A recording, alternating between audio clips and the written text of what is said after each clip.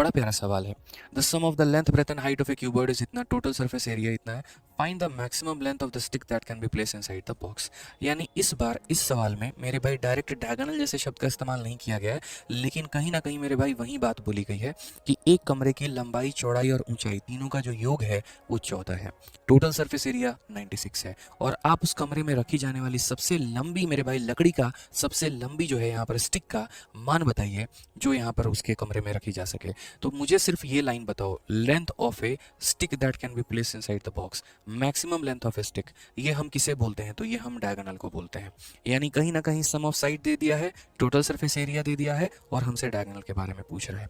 हमने कहा वही रिलेशन तुम्हारे में भी लगेगा, सम ऑफ साइड का स्क्वायर बराबर डायगोनल का स्क्वायर, और प्लस यहाँ पर कितना हो जाएगा? तो प्लस मेरे भाई यहाँ पर जो है वो टोटल सरफेस एरिया हो जाएगा यहाँ पे।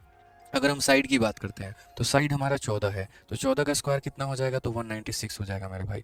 डायगोनल की बात करते हैं, डायगोनल ही तो पता करना है, तो डायगोनल का स्क्वायर इतना, टोटल सरफेस एरिया कितना है? तो 96 है। आप यहाँ पर देखो 196 में से इसको घटा लो तो मेरे भाई 100 हो जाएगा। ये हमारा डायगोनल का स्क्वायर है। तो डायगोनल का स्क्वायर अगर 100 है तो डायगोनल का मान कितना आएगा? तो मेरे भाई 10 आएगा। यानी करेक्ट आंसर कितना होगा? ऑप्शन नंबर सी होगा। करेक्ट आंसर कितना होगा? तो ऑप्शन नंबर सी होगा यहाँ।